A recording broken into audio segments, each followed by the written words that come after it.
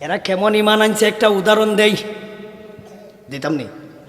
এরা 10 জন সাহাবা 9 জন রে বন্দি করে আলছে বেঈমান কাফিরেরা। প্রথম ছিল তারা 70 জন, এরপরে তাদেরকে 60 জনকে তারা হত্যা করে লইছে। বাকি রইলেন 10 জন।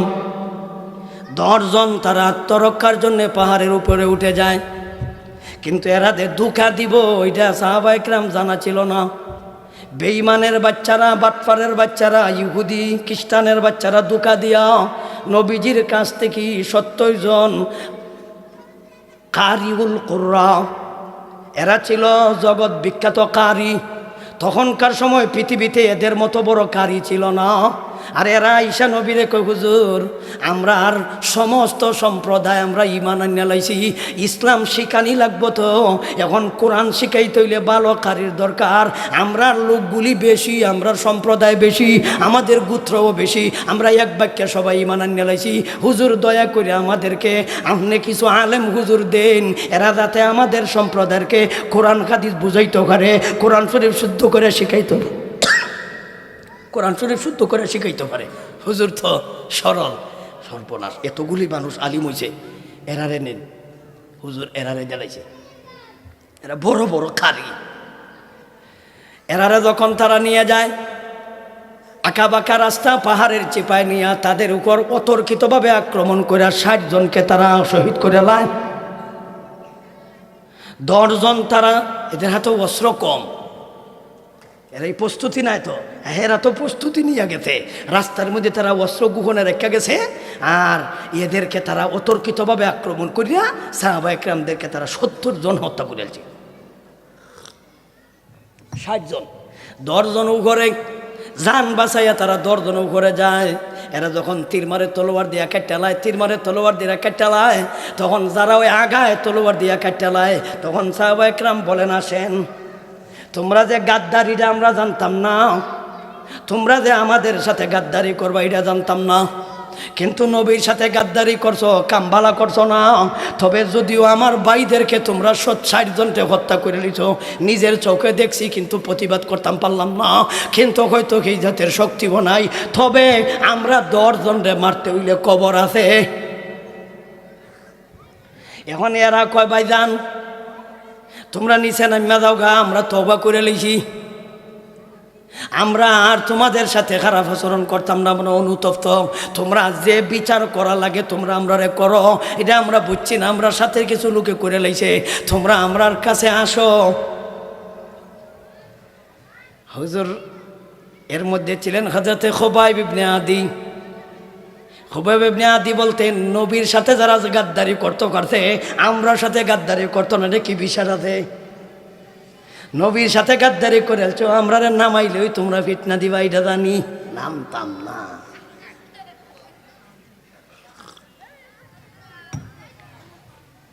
তোমরা তো ফইলা গাদ্দার। এরপরে কামটা করছে কি, এরা হিয়ানো থাইকা, রৌদ্র কঠিন, ছায়া নাই, 2-3 দিন হয়ে গেল, খাবারেরও ব্যবস্থা নাই। এখন কি করণ যায়? এখন তো আইলেও মরণ, না আইলেও তো মরণ, আইলেও বিপদ, না আইলেও বিপদ। এখন কি করা যায়? এরা বারবার অনুরোধ করে, এদের অনুরোধে এরা 10 জন নামলেন। 10 জন নামার পরেই তারা সাথে সাথে এদেরকে বান্ধালছে। দেখছেন গাদ্দারেরা সাথে সাথে বান্ধালছে। বান্দার ঘরে এর মধ্যে 7 জনকে তারা জায়গাতেই মেরে লিখে, বাকি রইলেন 3 জন। 3 জনের মধ্যে রাস্তা তারও 2 জনকে তারা মেরে লিখে। আরও একজন হযরত খুবাইব ইবনে আদি রাদিয়াল্লাহু তাআলা, তিনি বদরি সাহাবী।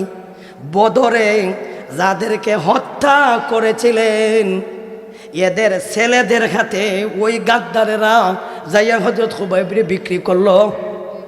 আর এরার উদ্দেশ্য হইল, আমরার বাপরে ওই মোল্লা বেড়ায় মারছিল, আমরা বাপের প্রতিশোধ নিবাম, এই মোল্লা মৌলবীরে মারিয়া, এই হুজুরে মারিয়া বাপের প্রতিশোধ নিব।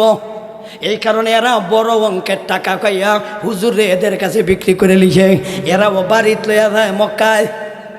মক্কায় বাড়িত নিয়ে যাওয়ার সময় যাইয়া তারা পৌঁছছে এই সময় হইল আশকরে গরম, যেই মাসে হত্যা করা মারামারি করা হারাম। তখনকার সময় তারা মাসে সম্মান দিত, তারা এই মাসও কোনো যুদ্ধ বিগ্রহ করতো না, এই মাসও তারা বন্দীদের সাথে খারাপ আচরণ করতো না, এই মাসও তারা বন্দীদেরকে তারা হত্যা করতো না। এরা কয় বাচ্চা গেছস মৌলবী, এই মাসটা হলো সম্মানের মাস রেখা দিলাম।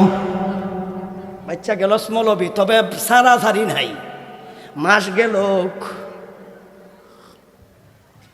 মাস গেলে মারব। এইভাবে দিন যায়।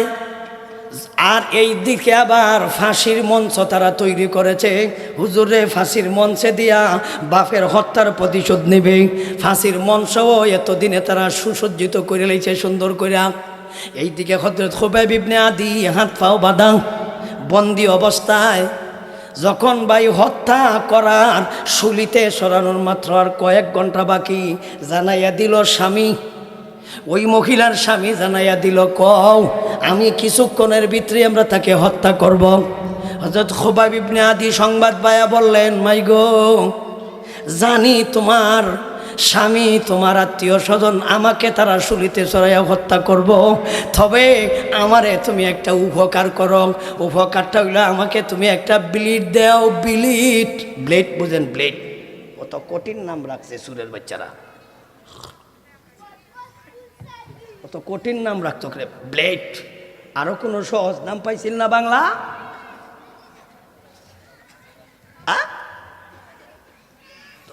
কঠিন নাম রাখলো কেন? ব্লেড উচ্চারণ করণ যায়, আরো মাখরাজ গা ঠিক করণ লাগবো আরো 17 বছর। বুঝছেন তো আপনারা?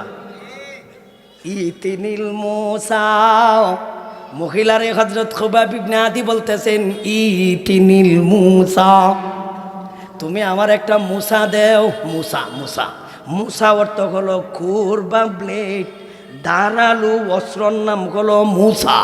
এই কারণে মুসা ছিলেন দাঁড়ানো, বুঝছেন ওরা? এই মুসা শব্দের অর্থ হলো দাঁড়ালু অস্ত্র। আমি আমার গুহ অঙ্গের ফসমগুলি আমি কাটতে হবে, হাতের পায়ের নৌকানি কর্তন করতে হবে। আমি তো আল্লাহর মেহমান খাব, আমার এই শরীরের আবর্জনা জিনিস নিয়ে আমি আল্লাহর আদালতে যেতে চাই না।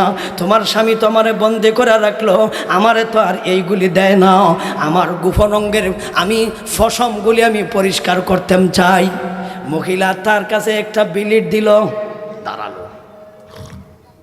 তখনকার সময় তো আর বেলিট ছিল না, দাঁড়ালো একটা জিনিস দিল, বস্তু দিল, যাতে করে মুস ফালানি যায়, হ্যাঁ, একটু খাটকরণ যায়, যাতে করে গোপন অঙ্গের আপনার ফসমগুলি পরিষ্কার করণ যায়। এদিকে নখ ফেলাইতেছে, নখ কাটতেছে, মতো অবস্থায় ওই মহিলার একটা সেরা দৌড় মাইরাই হুজুরের কাছে গেছে গা। ছোটো বাচ্চা বুঝে না তো, দৌড় দিছে হুজুরের কাছে যাইয়া, হুজুরের কুলের মধ্যে বসে গেছে গা। হুজুর আদর করে তারে কুলের মধ্যে রাখলেন, হুজুরের উরাতের মধ্যে ছেলেটাকে বসাইলেন।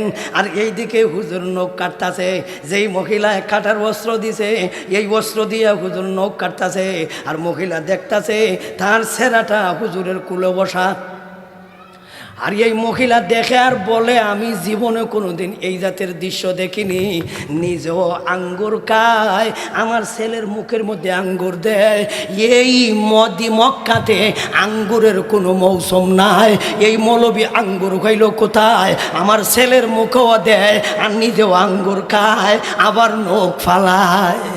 আমি দেখি আশ্চর্য, মৌলবী আঙ্গুর খাইল কোথায়? হয়তো তার কোনো সাথী যদি দিয়ে থাকে, মক্কায় থাকলে না দিত।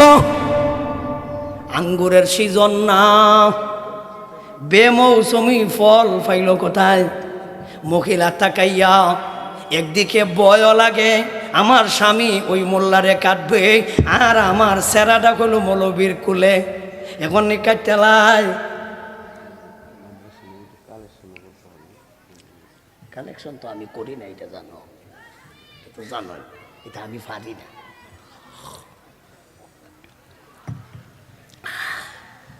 তখন হযরত খুবাইব ইবনে আদি বললেন, মা তোমার চাওয়ায় তো বোঝা গায় তুমি ভয় পাইতেছ।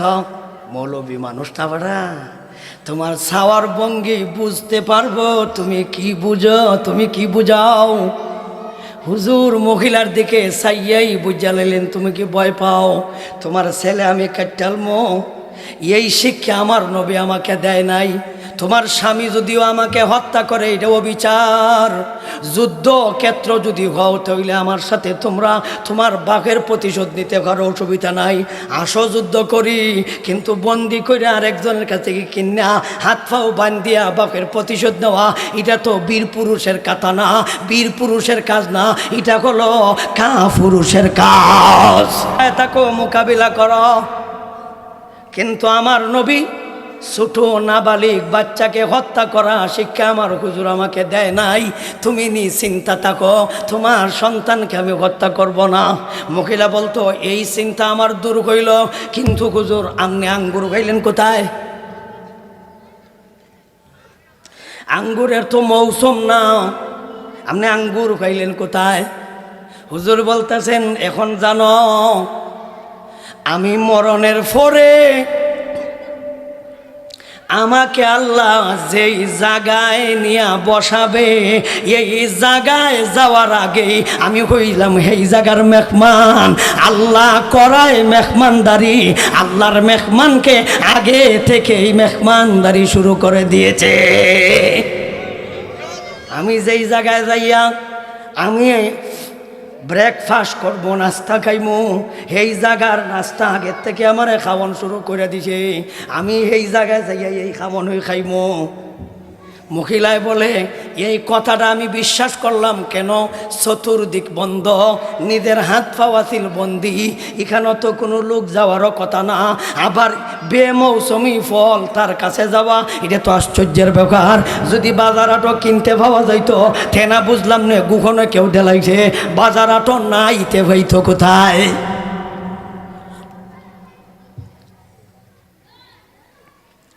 তখন খুবাইব ইবনে আদি গোসল করলেন, পরিষ্কার হইলেন, ছেলেকে কোলে উড়াইয়া উড়াইয়া মার কাছে দিয়া নিয়ে দিলেন। এই ছেলে যতদিন জীবিত ছিল পৃথিবীতে যত মিষ্টি খাবার খায় হুজুরে যেই মিষ্টি আঙ্গুর দিছিল ইডির মতো হয় না, এত মজার আঙ্গুর, ইটা তো আসলে দুনিয়ার আঙ্গুর না, ইটাতে ছিল বেহেস্তের আঙ্গুর। এই কারণে পৃথিবীর কোনো ফল আর জীবনে কোনো দিন স্বাদ পাইছে না। নিজে বর্ণনা করছে, নিজে বর্ণনা করে কয়ে আমি যত রাষ্ট্র ঘুরাইলাম, যত ফল খাইলাম, যত মিষ্টি খাইলাম, মৌলবী যে আমার আঙ্গুর দিছিল ইডির মতো আর মজা লাগে না। এটা কি দুনিয়ার ফল ভাড়া মজা লাগতো? দুনিয়ার ফল নিয়ে এটা তো বেহেস্তি ফল। এইদিকে স্বামী যখন নিয়ে যায়, ওনাকে যখন শুলিতে চড়াবেন এর আগেই হযরতে খুবাইব বলতাছেন ওরে কাফিরের বাচ্চাইন, এখনো সম্মানের সহিত কথা কয় না, এটা মুসলমান তো এখন ইমানের শক্তি তো বড় শক্তি।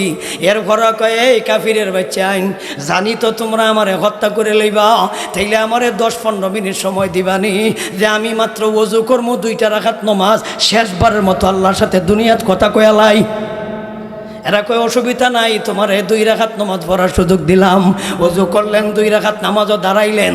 নামাজের কেরাতের মধ্যে তিনি এত লম্বা কেরাত শুরু করলেন।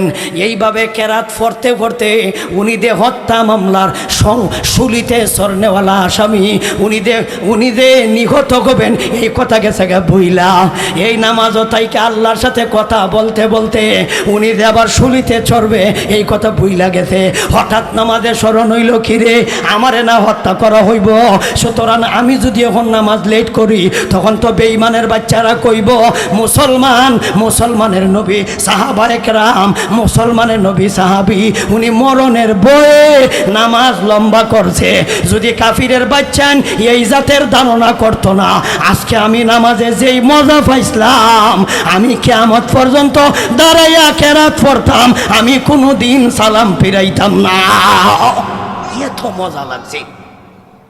সালাম ফেরাইয়া তিনি বলতেছেন ওরে কাফিরের বাচ্চাইন, বোন যদি তোরা ধারণা করতে না যে আমি খুবাইব মরণের ভয় পাই, যদি ধারণা করতে না যে মজা পাইছিলাম 2 রাকাত নামাজে, আমি কোনো দিন সালাম ফিরাইতাম না, তবে আমি রেডি আছি, তোমরা আমারে শুলিতে চড়াও।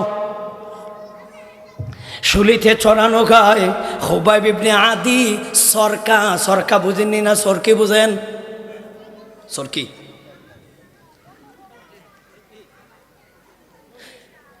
এইটার মধ্যে উড়াইছে। তখন হযরত খুবাইব আসে আর কবিতা করে হাসে, লাস্তু গুবালি হাইনা কতলা মুসলিমা, লাস্তু গুবালি হাইনা কতলা মুসলিমা, বিআইয়ি আমরিন কানা ফিল্লাহি মাসরাগি, ওয়া যালিকা ফি যাতি ইলাহি ওয়াগিন ইয়াশাউ ইউবারিক আলা ফি আওসালিন শিলউইন মুমাজ্জাগি।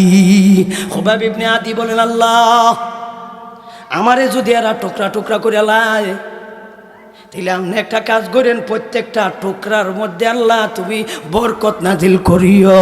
তথাপিও তিনি ইসলাম ছাড়ে নাই, আর তিনি দোয়া করেছিল, আল্লাহ আমারে যে কাফিরের বাচ্চা শুলিতে চড়াইয়া হত্যা করিতেছে, এই সংবাদটা তোমার নবীর কাছে পৌঁছাইয়াও। আল্লাহ বলেন, ইহদিনাস সিরাতাল মুস্তাকিম, তোমরা আমার কাছে সোজা রাস্তা চাও। সোজা রাস্তার 2 নম্বর ব্যাখ্যা হলো সাহাবায়ে কেরামের রাস্তাটা তোমরা আমার কাছে চাও। এই হইল ইহদিনাস সিরাতাল মুস্তাকিম। আমরা শুধু সোজা রাস্তার বিবরণটা দিলাম, সোজা রাস্তা, এই হইল রাস্তা। এখন রাস্তাটা কোনটার বিবরণ দিলাম? রাস্তা গেছে কোথায়? জান্নাত। পথিক কারা? আল্লাহর এক আয়াতে বলেন পথিক হলো মানুষ। শাহরু রমাদান আল্লাযী উনজিলা ফীহিল কুরআনু হুদাল লিন্নাস, এই পথের পথিক একমাত্র হলো মানুষ। কারা? তুমি এই পথে চলতে হবে।